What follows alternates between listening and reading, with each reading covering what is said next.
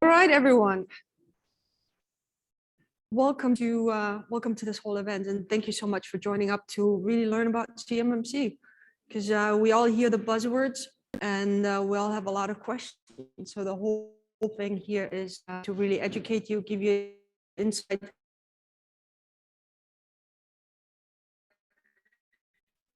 And so much is the foundation across cost, schedule, and performance. Cybersecurity is the baseline underneath it, which allows you or guarantees the government that you as a company, as a defense contractor, are really supporting and securing the information and supporting our national security. So it's really about data protection. That's what it comes down to. Now, a lot of times we get the question, so we already have NIST. We've passed it. Why do we need CMMC? Well, NIST and CMMC are not the same. As you can see here, CMMC level 1 through 5, they actually got about 110 requirements from NIST, but there is another 161 requirements that are not in NIST. And this is where most of the companies, a lot of them will be struggling with. They're IT related, they're process related, they are maturity related, they're people and physical security related. I'll get to that in a minute. But overall, CMMC has 5 levels of certifications that you can get. Now, based on DoD and the numbers, the defense industrial base encompasses about a little bit over 300,000 companies in the US.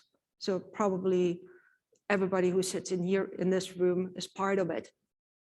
And they expect that majority of the companies will have a level 3 or will require level 3 because they're working with CUI. So level 1 is the basic. You only have 15 controls. You got level 2, which is a little bit more to it, more security, more stringent, but it actually is a stepping stone going from level 1 all the way to level 3 where the CUI requirements come in. Level 4 and level 5, the DoD is not expecting a lot of companies to have those, especially level 5. They're looking at the big defense contractors such as Lockheed Martin, Northrop Grumman, maybe Deloitte. But don't get too worried about level 4 and level 5. That right now is not even on the roadmap with the CMMC AB. Level 3 is the one that, as I said, majority of us will be required to work with and get certified against. So does CMMC apply to you? Or do you need to be compliant? Do you need to have it? So there's 2 things. The CMMC itself addresses data protection, and it addresses 2 types of data. One is the FCI, which is the federal contract information. So if you're doing business with DoD, the bare minimum that you have is FCI. And everything else, level 3 and above, is for CUI.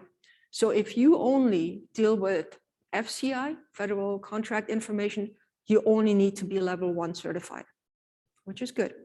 Now, the minute you start looking into CUI information, either you're dealing with it or you're creating it, you're receiving it, you will need level 3 as a bare minimum requirement. If you are bidding, if you're planning to bid on a contract that the DoD puts out, and they started putting those out last year, December, they will be a requirement for CMMC level 1, level 3, level 4, level 5. If you do not have that, you will not get the contract. You can still submit the proposal, but by award contract, you have to have the CMMC, the appropriate CMMC level certification in place. With that being said, so far the DoD has a rollout plan for CMMC up until 2025. So as you see contracts coming out, more and more CMMC certification requirements will be in there. So right now it might not be important, but the next contract renewal or the next proposal out there might have that clause in there. So you want to keep an eye on it, because by 2025, every contract with the DoD will have some CMMC certification in place. So now the biggest question is, what is CUI? And I think a lot of this is a lot of the confusion because a lot of the data is just not classified or tagged properly to say CUI. Now, some of it is because the contracts are the main defense contractors or government are not classifying it. But overall, when it comes to who is actually responsible for it, it's the government and it's you as a business. So it's you as a business are required to figure out what in your company is really CUI. Where does your business processes fall in? Who all has access to it? And I put in the information of where you can actually take a look at it. Does your company fall into that area? Do you have CUI? And just to give you a couple examples. So CUI, if you, let's say in construction business, if you're working on a contract that has CUI, let's say it's a classified building that they're creating or anything that is of importance and the government sees as it requires CUI, it might be construction drawings, it might be any kind of purchase order attached with it that go with it, any people that go with it. All of this is, I think there's like 20 different categories in here. So it could also be anything related to nuclear. It also definitely falls into CUI. But also, for example, if you have a staffing company and you're bidding on a contract to do payroll and staffing services for the DoD as a subco, anything HR payroll related falls within CUI as well. Not your people, that's your own thing, but the services that you provide to the DoD, that will fall under CUI. So my recommendation is take a look at this. It's fairly straightforward, but as if you're a business owner and trying to get into this, the first and very first thing is to understand what CUI do you have and what part of the business does that apply to. By the way, all of these slides you will get at the end of it. So the links, everything in here definitely will be available for you. So first things first. Have you heard of the CMMC or DFARS interim rule that came into place last year? Okay, if you have not done so and you're doing business with the DoD, this is a key very first step to get in the right direction. Now, with the DoD rolling CMMC out for the next 5 years, there's this interim rule where they require every small business doing business with the DoD to go and submit their own self-assessment based on this 800-171. And once you go through it, you fill out, do you have antivirus? Do you have multi-factor authentication? I think it's like 150, 200 questions. Once you fill those out accordingly, it's a spreadsheet, it will give you a score. That score, together with your SSP, you need to upload to SPRS because the deadline was last year in December. So if you don't have it yet, please make an effort, put that on there because we're already seeing that not just the government itself, but also big defense contractors are requiring this information on their subcos. And you do not want to lose business because you didn't upload it or didn't have the score. My recommendation here is, and a lot of companies I've seen before, they want to wait until, well, I need to have this and this big score so I can compete. You know what?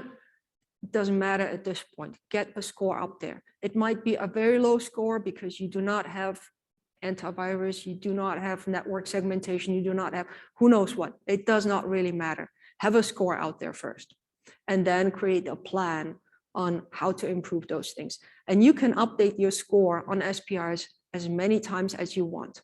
So every single time you improve your score because you implemented something, because you wrote a policy, because you conducted training with your staff, go and update it. That's how you will also show the progress. And the SPRS will ask you about it. When are you planning to get your gaps eliminated? When are you planning to make progress? So they will walk you through it, but first things, make this one first. So, and here key facts about CMMC, which will show you why and how this is important. It's about process and maturity. This is not like NIST, a one-time thing where, okay, here's my spreadsheet, I get an auditor in, we check everything, yes, we have it, no, we don't have it, yes, we have it, all done. The whole CMMC process, the way the assessment is going, we are looking at multiple things. We are looking at evidence that you've been doing it. It's a maturity level. So if you created a policy of the length for passwords or a training policy for your staff, and I show up today and you created it yesterday, and you do not have the documentation to show that everybody attended training at least for several weeks or months or periodically, it's a no. You will fail that. So this is why CMMC is so important, to get started as quickly as possible. Main thing here is CMMC.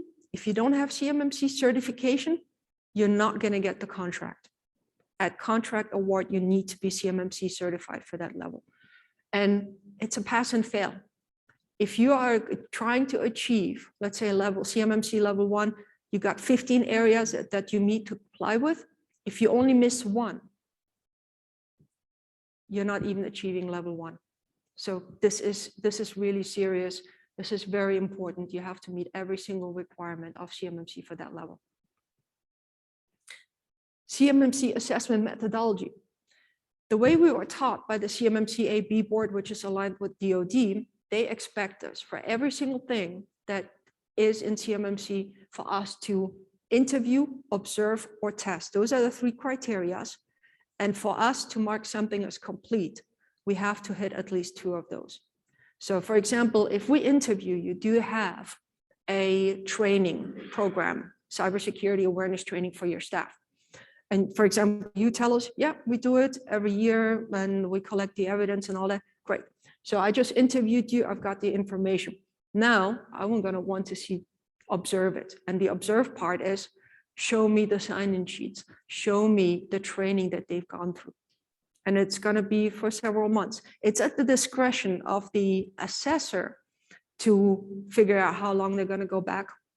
In some cases, it might be a few weeks because you can see some of these patterns already that you're doing it. In some cases, it might be, business continuity, disaster recovery. Show me the latest in the last 12 months. You have to have it. So one key area for any business getting into the CMMC is start collecting your evidence. Start collecting this as quickly as possible. And also to save money on the assessment side, when you actually get the certifier in, have your documentation ready, have it collected, built into your business processes in the IT staff, in HR, in physical security. Start collecting the evidence and putting it aside so that when you call the assessor, you can just literally hand it over, because that's going to save time for you and the assessor, which means that the price is going to be cheaper, but also you're going to get the certification quicker because you're prepared. A lot of organizations are used to, hey, I've got to write it out. Hey, I'm compliant. Yeah. Two requirements, the new site there. Exactly. So one thing there also is the certification itself is a lengthy process.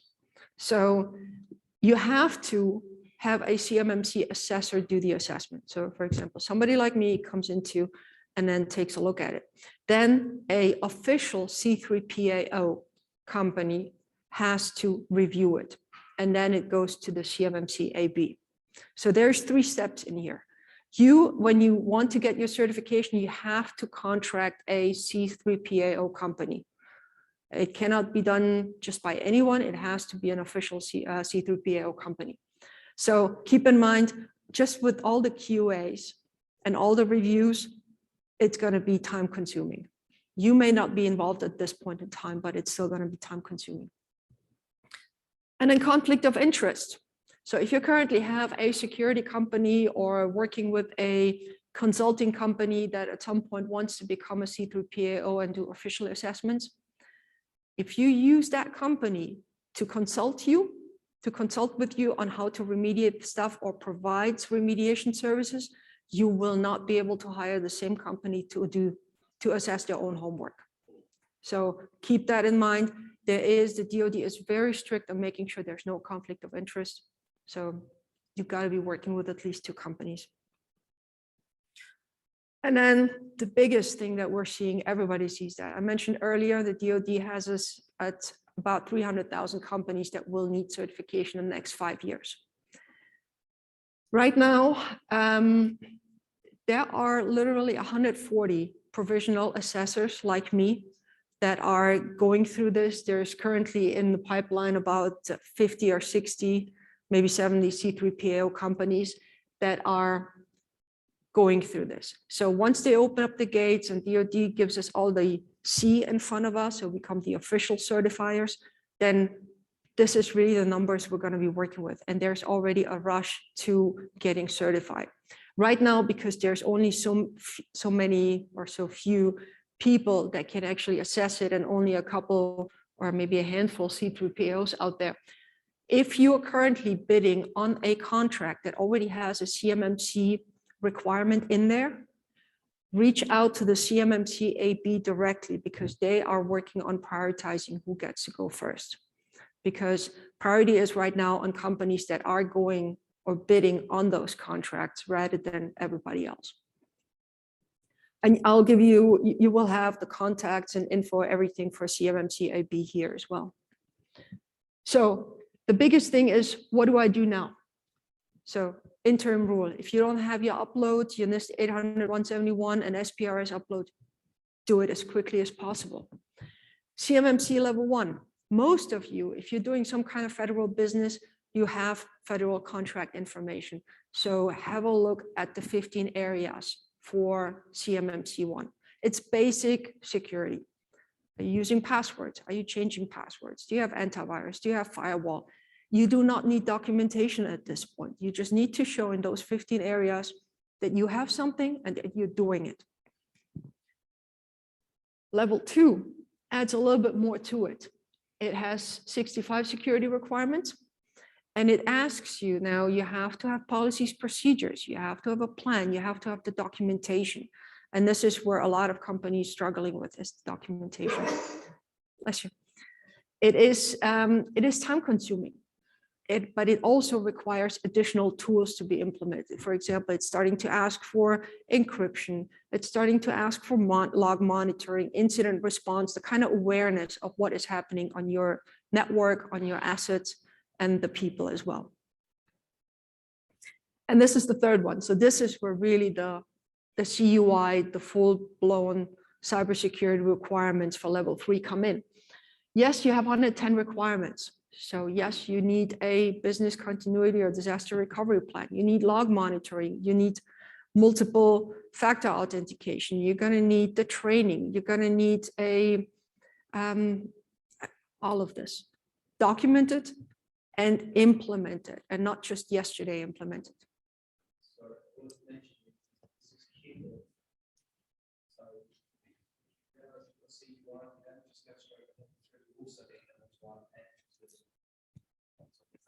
Sorry. Yeah, very, very good point. Yeah. If you're shooting for level 3, you have to meet level 1, level 2, level 3.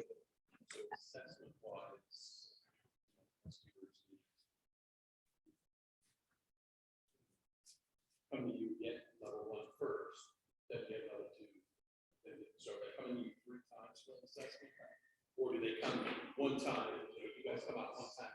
I would the recommendation, if you're shooting for a level 3, go with level 3 assessment and consulting first, because otherwise you're going to be paying 3 times. There's no need for that. It's yeah.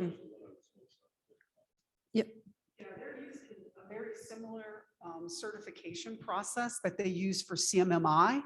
And so it's the same concept. So you just need to make sure that if you're going to go for level 3, you can meet the other criteria. So do self-assessments so that you can walk yourself through it to know that when you go for that level 3, you are ready. That means that you can hit all of those all the way up to that point. Yep.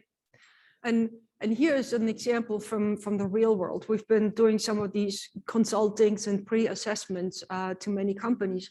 And what we've seen in a lot of times is, even though at the, I would say, fairly mature level, where the companies have an incident response team, they have logging, they have all of it, and it looks mature, but then they fail 1 single point on level 1. Just because it's not configured, it's not documented, or it's not even running, or a simple thing like that. And that alone right there, it's just complete 0. You got nothing. So urgency of getting started now. So CMMC, again, no gray shades. It's simple, it's black or white. Poems, project plans, where you know you have gaps and you just created like you did with NIST. Oh yeah, here's my project plan where I'm going to remediate. I got 6 months, I got a year, I got 2 years. None of that goes with CMMC. You either have it or you don't. Now, you can always have your own internal poem plan because technology changes, your companies are growing, but that's your own internal. Has nothing to do with CMMC. You can use that, just don't volunteer to the assessors. Focus on CMMC only. And during the assessment, give them the information they're asking for. Don't give them more, just like any other audit. Just stick to what they need.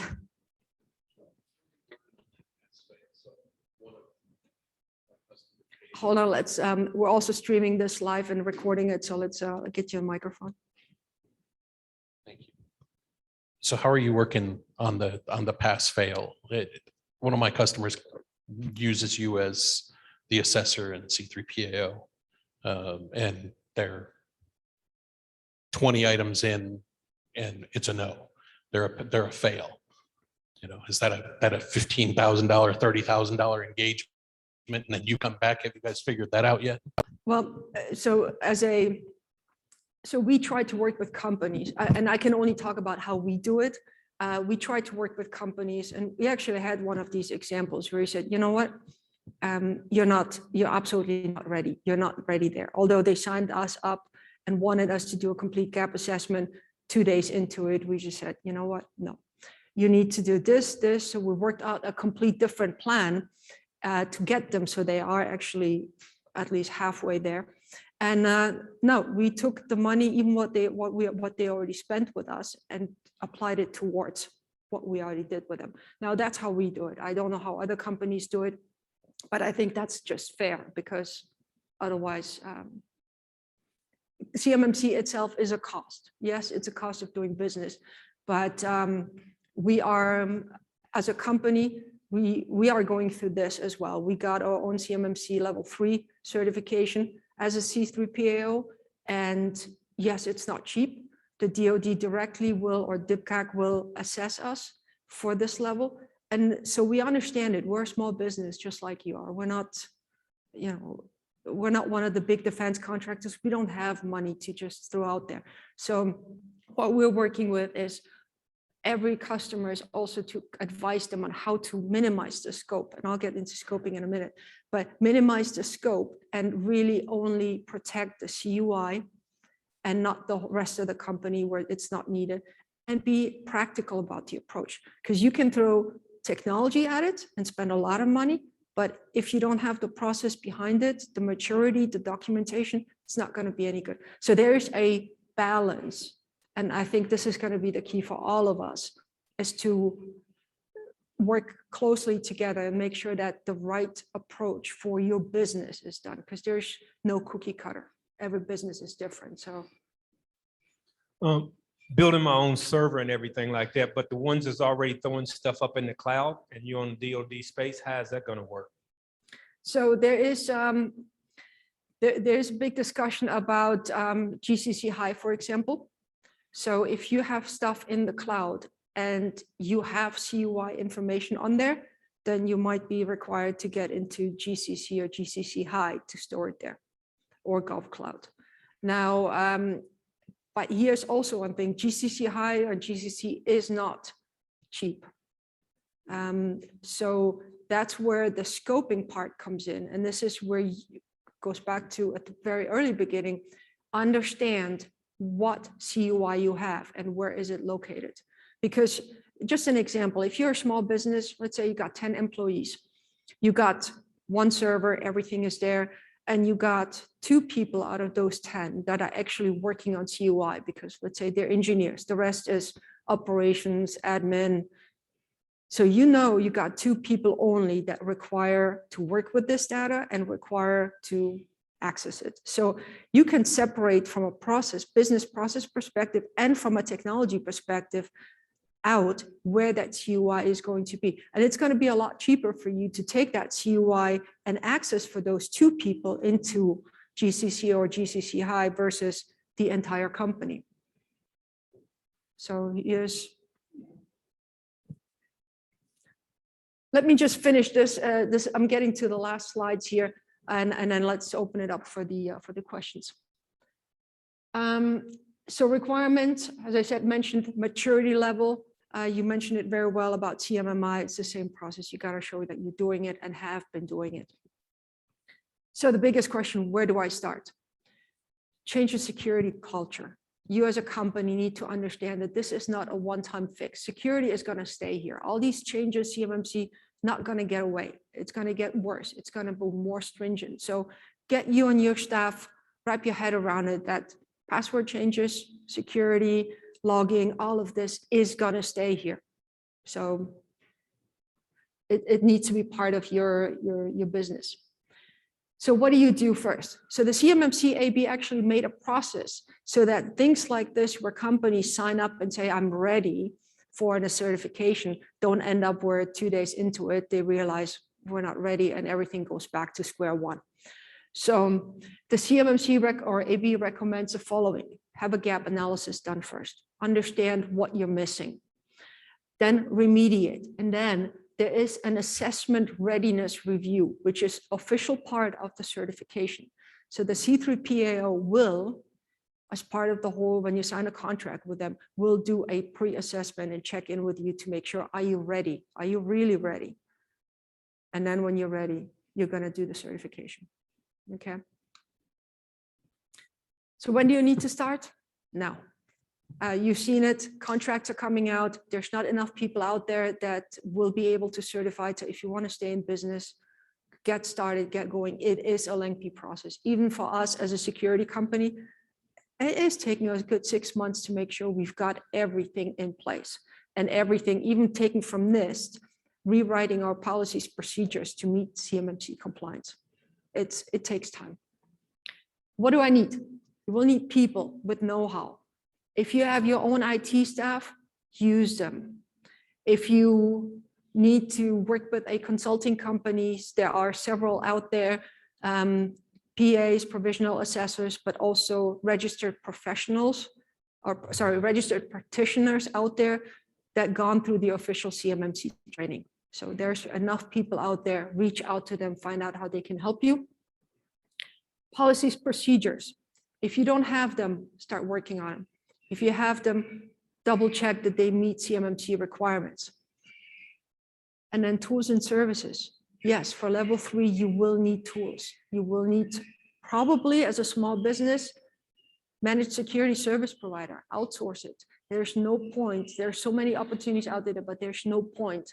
You will not be able to staff 24/7 monitoring as a small business. Too expensive, too complicated. And most MSSP already have a solution out there.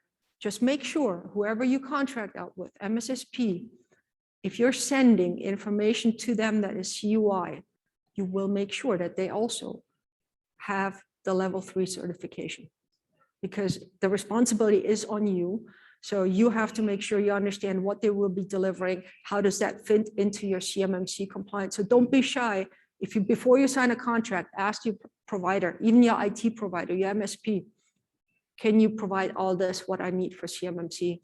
Because they will need to provide you the information so you can pass the audit. So make sure, this is really very, very important. And then who to reach out to? You can, obviously me, and there's also Rob, our CEO here in the room. After this, if you got any any questions, reach out to us, but also several CMMC PAs and RPs and the CMMC accreditation board. If you go into the website, cmmcab.org, there's a link called Marketplace. On there, you see all the registered practitioners, you see all the provisional assessors, you got the names of the C3PAOs and their contacts. So that is your resource where you should go. They also have any changes, any updates that come from DoD, the entire spreadsheet for CMMC, what the requirements are, everything there. So my recommendation, bookmark it, have a go, have a look. That is your primary source. All right, good, questions. Okay, microphone is coming. So the comment that I was going to make, when we start talking about your infrastructure, it's a little bit more complicated than just, saying, oh, I'm going to have an MSP. So even Microsoft, as well as Amazon, the web services, they're not completely, if they're not FedRAMP certified, then you need to look at, okay, what pieces of their product is actually FedRAMP certified, and then you may have to do a couple of bolt-ons. So it's not as easy as in, I'm just going to do this. There's a couple of pieces in there that you have to look at, and it could just really make your head spin. So you really do need to have a tech person that can help you walk through and say, which pieces are going to help to make me compliant, and then how do they bolt together? And that needs to fit within your process. And that's a very good point, because there has been a lot of discussion about, well, let's just move everything into GCC High as a company. And we had a few of those. It's very expensive. They move it, and then they realize, well, I'm missing this. I don't have the 24/7 logging. I don't have the incident response. I can't get this. And then that's more money on top of it. So first things, really understand where your CUI is and see how you can separate it out from a business process perspective and the people, and then try to find a solution for that, not your entire company. Hi, Tony Jenkins, Bovian Enterprise LLC. So we're super small, like less than 5 employees. Yep. However, we're teamed and JV'd with larger primes in preparation to roll over work. Okay. Would you say that it's easier for small to start now to do this, and then as we scale and win work, bringing more people in, this will scaling up with CMMC be easy, or it will? I'm sure it will present challenges, but is it good to do it that way, or just to wait till you get a little bigger and then to do it?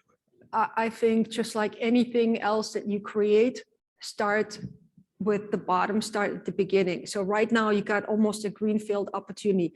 Design it, create it with the outcome in mind. So now you can say, okay, we're going to have CUI only in this, and the rest is going to be here. And then you can start building, and you can, as you bring people in, as you grow, you can then start directing them into, okay, you're going to be working on CUI, and then you can expand that area versus the rest of the business. If I may, I'm actually small. It's worth the investment. It's worth the investment for the simple fact that as the demand grows, the cost is going to get more. So, and the requirement is coming. So you might as well just make that investment into it. Start at level 1 and build from there. Yep. And get a reliable outsource company that you can use to do it. And that's what I'm doing. And I don't have time to sit back. I still have to grow my business, so I can't sit back and do it. So if you're interested, I'll let you know. Yeah, but it's always easier to create something than re-engineer it backwards after you've already grown. So So just to add to what he was saying, and I'm reading right from a DoD presentation, primes will be required to flow down the appropriate CMMC requirement to their subcontractors. So Yep. the answer is you'll Yes. have to have it. If it's level 1, you'll have to have it. If it's level 3, you'll have to have it. And if you don't mind, while I've got it, so in that same contract, I happen to have the numbers of prime contracts that are going to be impacted each year. And we just obviously entered the FY22 fiscal year, and Mhm. there's going to be 75 prime contracts this year. Yep. Do the C3PAOs out there have the capacity to certify 75 primes and 350 subs at level 3? Well, let's put it this way. We've been asking the DoD and CMMC AB board the same question, because we see that it's eventually going to be on us to do the work. And unfortunately, we're not really getting from DoD the 100% green light. So that's why get ready now, because once the floodgates open, everything is going to happen. Yes, there are a few C3PAOs out there, but yes, it's going to. Can we do it? Yes. The question is how quick. And it's yeah, it's going to be a pain. I know the training is being rolled out. Unfortunately, some deadlines have been pushed out for the certification, all that, but it's work in progress. How you doing? Kilo McLelly with Red Trace Technologies. So we've already started going down this process to getting CMMC. And so we decided to go with Microsoft, the G series. But as you mentioned earlier, it's quite pricey. So Yeah. we elected to only have a handful on G5 and the rest of the firm on G3. Is that a suitable approach? I don't know all the technical details between G3 and G5, to be honest, but I like the approach where you separate out who needs to have that versus who does not. That's a cost saving, that's good. You will need to really go through every single of the line item on what exactly the G5 provides and how that matches against 170 or Yeah, so 110 we know it requirements. does. We just didn't want to spend the money for everybody to be No, on it. 'Cause that's- it's like yeah. $32 a month per user. I know, it's, for G5. yeah, only use the people that need to have it, but make sure your processes internal are documented and the data flow for CUI is also documented. So you can show, this is how we receive CUI, this is who is authorized to receive it, and then it's going to be processed in this environment only, and only these people have access. And then that's how it's going to be sent out encrypted, and here's the protection around it. So yes. Okay, Yeah. great. Hi, Celeste Chamberlain, Information Protection Solutions. Can you become level 3 certified if you don't currently process CUI data, but your strategic plan is to go after contracts that require level 3? Yes, you can. Okay. You have to show that enclave.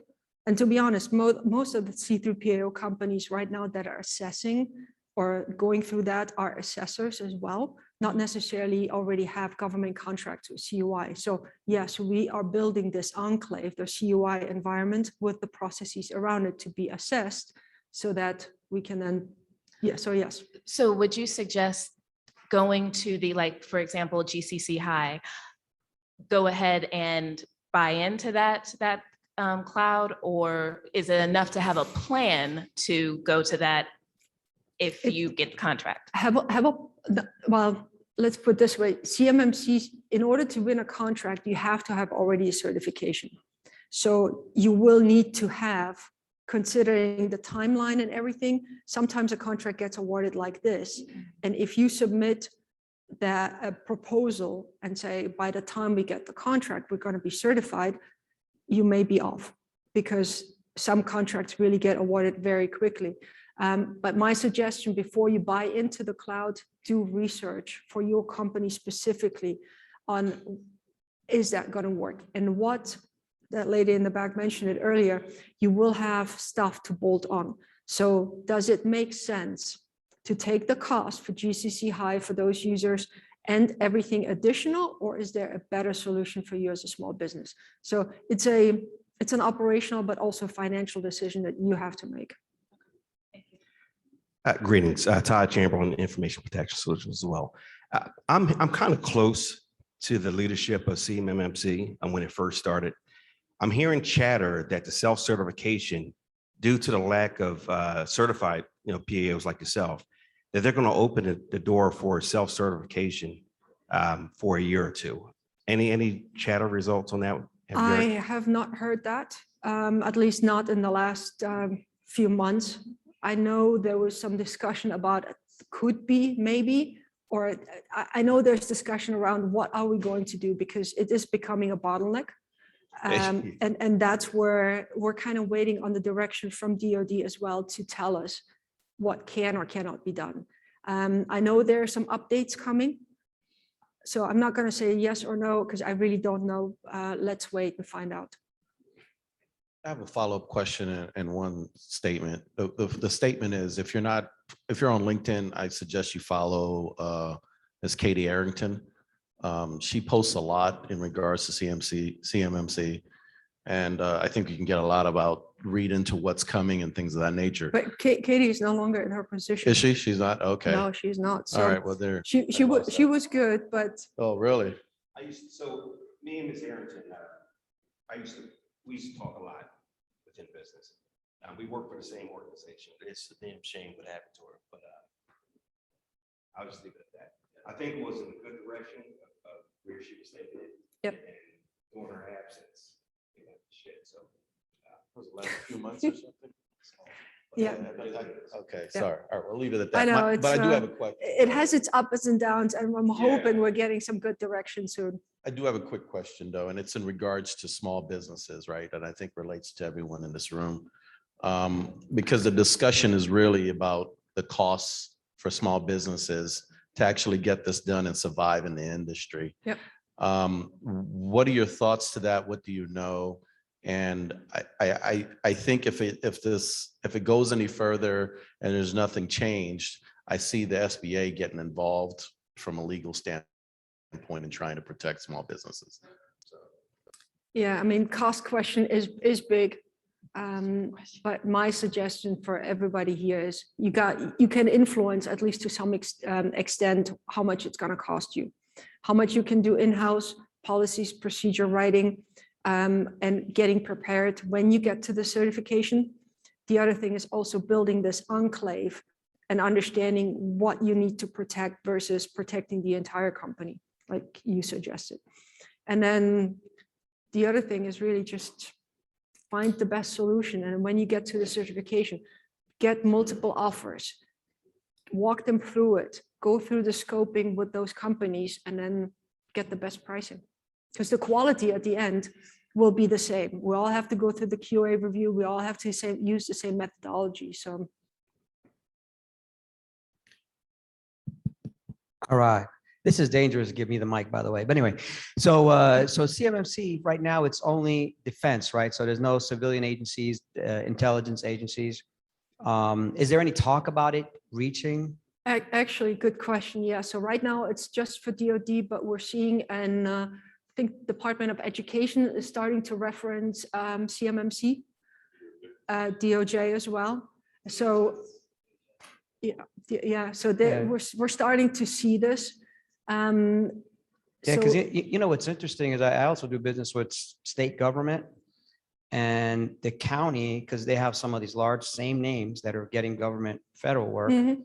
They're in there and now they're talking about demanding CMMC for their subs, kind of very similar. So I was just kind of curious on the civilian side, how that's looking. We're seeing that. We're also seeing it a lot on universities and education system, especially if they have research areas where they will be dealing with CUI.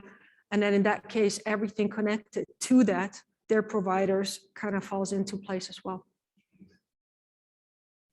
Okay, so I'm not an IT guy and I'm not an IT company. What is the bolt-ons that you're talking about and how's that going to impact? Okay, so the bolt-ons.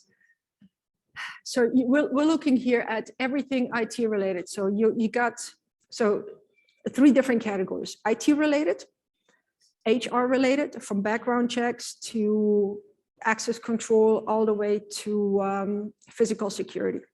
And on the IT side, you can separate it out into access control, who accesses what, multi-factor authentication, logging the access, reviewing the access. You've got risk assessments where you internally or externally periodically assess what is the risk to systems, what is the risk to your companies. You've got log monitoring, incident response. If you see something, first of all, can you see something that something is happening on your network, on your assets? And then can you respond to it? Do you have a team? Are they trained? What do you do? So you have to have different tools in place to control certain things or monitor and then review it and then respond to it. Are you doing patching of your systems? Are you changing the passwords correctly? Do you have firewalls? Are they configured firewalls? Do you use VPNs? When are you using them? How do you access the information? And then everything around a lot of policies and procedures. So policy, where you as a company set a standard and saying, okay, we are going to change passwords every 90 days. On the HR side, we're going to mandatory everybody who's going to come in. We're going to do background checks to this and this level. We're going to use company X, Y, and Z, and we're going to do drug tests or whatever it is. Then the processes, those are documents for all 17 domains that are in the CMMC, where you will need to actually have the processes. So people assigned to it, show how it's being done. Let's say patching every 30 days, every 90 days. Do you have tools that do it? Is it done manually?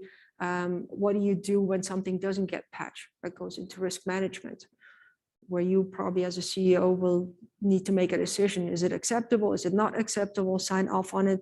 It's paperwork a lot as well. And then one thing, which is a lot of people ask that.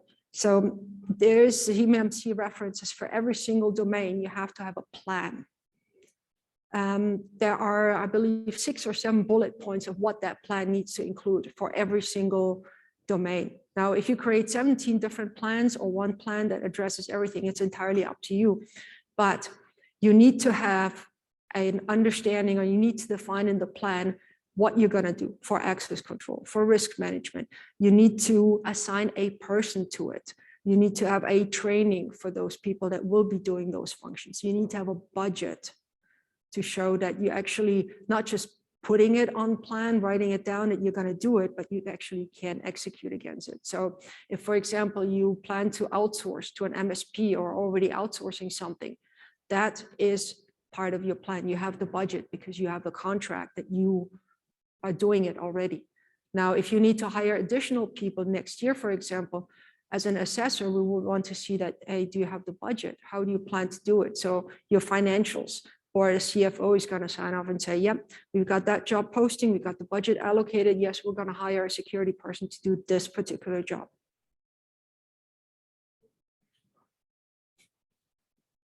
Hi, good afternoon. I'm Maria Campos from SecPro LLC. Our company is a candidate for the 3CPO. Currently waiting on the DoD to move forward with auditing, which has been a pain. Yeah.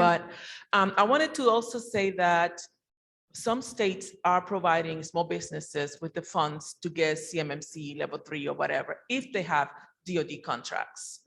Also, as a candidate with the logo and everything, for some reason, the DoD has not allowed for us to market. So I know there's a lot of people that are there marketing, saying they can get you certified for CMMC, when it's currently not true. Yeah. So just as a small business, be aware of the people out there trying to take advantage. Yes, be very careful. Very good points. Yeah, that's why my recommendation, stick to the CMMC AB marketplace, take a look at and talk to those people. Yes, there's a lot of marketing out there, get certified, get this. Stick to CMMC AB. Sorry, one more behind you. Yeah. Hi, Rick Schmidt from Tipping Point. Like the gentleman over there, I'm not an IT company, but I spent time in the military doing cybersecurity, so I understand that side of things. About 2019, I reached out to a company similar to yours and said, hey, I know this is forthcoming. Let's get proactive. Let's start down this path of getting compliant. So they did a risk assessment. We started patching, we started doing training, we started doing a lot of things. But my frustration with the process with somebody with an IT background was it seemed like a moving target. You know, as I was getting these guys on board, we were starting to go through the process. It seemed like DoD was still making decisions about CMMC. We didn't know who was going to pay for, you know, compliance and the actual certification process, or when we're even going to be able to opt into it voluntarily. Because like the gentleman here, I was trying to be proactive to get out the gate, advertise on contracts even before requirement, to tell my customers that we were CMMC, you know, level 3 compliant. What's your perspective right now as in regard to, are we 6 months out from things getting solidified? Because over 2 years, it's still, we kind of put it on pause. We just said at this point, let's go ahead and go with what we've got. We'll bring it back online once the requirements get well established, and we'll figure out what we need to do. But otherwise, I felt like we were chasing a moving target. Good point. I get the frustration because we're in the same, I mean, there's a lot of companies that have it. So yes, you're right. The DoD has not made 100% decision on CMMC, what it's going to look like, if there's going to be any funding, if it's going to be part of, you can set it up on the contract. None of that, but that's more of an admin side. What I don't think where a lot of changes will happen is the actual CMMC requirements, the spreadsheet of all the 171 bullet points. That's I would call it a best practice security.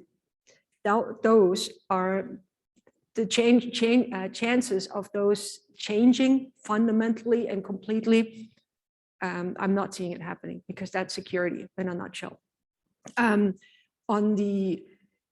know that there's discussion about when is the certification officially coming out that we can get certified, the assessors, to actually start doing the work. I've heard last time that based on the CMMC that we have today, if we pass that and get certified, then we can go, and that's going to be probably around January.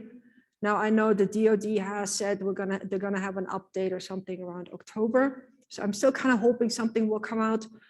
I don't know. I would say January.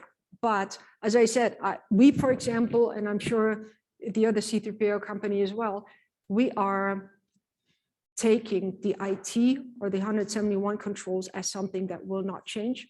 And if it will change, it will be minimal. So those changes we can fix quickly, but it's more on the admin side of how many assessors will you need?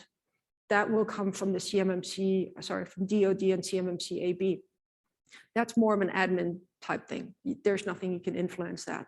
The contract side as well, how much of that cost that you had to initially get the certification will be offset in a contract that you win, or who's going to pay for it? That also is something that we're going to have to wait on DoD. But the IT side, I'm not seeing it changing. So, ma'am, thank you for your leadership on providing this training here. You mentioned that there are a lot of companies who are offering CMMC services. I'm seeing them pop up left and right. A lot of folks who don't even do cybersecurity are now doing this stuff. Yeah. I mean, it's driving me crazy as a cybersecurity professional. What do you recommend for those who are actually training the assessors? I see Learning Tree is popping up as a certified assessor training. Do you offer training, or how can you guide those who's going through the process to be certified?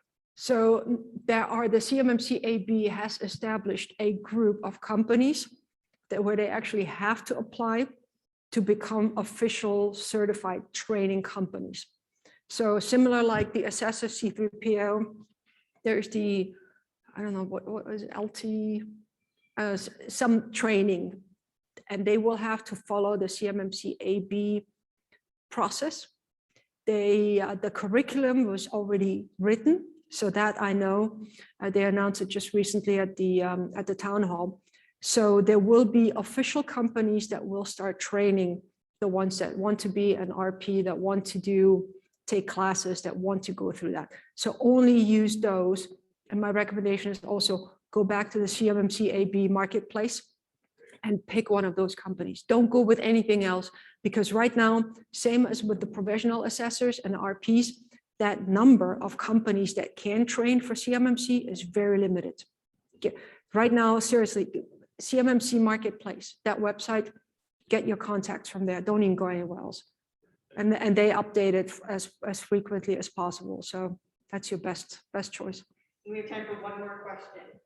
So as I mentioned before, we're going through the process of CMMC preparation right now. And one of the issues we're looking at is multi-factor authentication. Mm-hmm. And so the overwhelming majority of our staff sit in a SCIF, right? And so we're trying not to have to implement RSA or another one of those hardware token providers. Is there any solutions that you know of that would be accessible or that would fit for our staff that sit in the SCIF without having to stand up RSA server and start buying all those hardware tokens and managing that? Okay, so usually SCIF, you have classified information, right? So that has their own categorization. CUI is for the unclassified part. So whatever is higher, it prevails. So if you can show that you have in the SCIF, the people that are accessing the information, that meets CMMC requirements, if they're processing it there as well. I would. Use a client side, but they want to access corporate resources.